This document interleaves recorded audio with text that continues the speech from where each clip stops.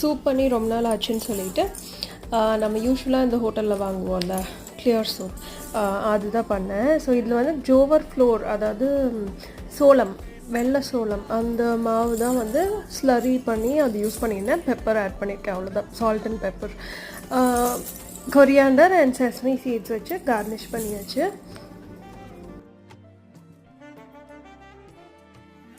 இது கூட onion dosa and flaxseed பொடி. ஸோ ஆஃப்டர்நூனுக்கு வந்து radish stem, cabbage and coriander வச்சுட்டு ஒரு பொரியல்.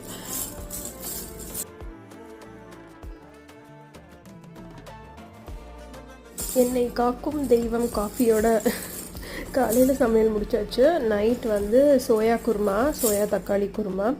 ஸோ ஒன்றும் பெருசாக பிக்சர் எடுக்கல. லஞ்சு டின்னரெல்லாம் அப்பப்போ ஏதோ எடுக்க முடிஞ்சதை போட்டிருக்கேன்.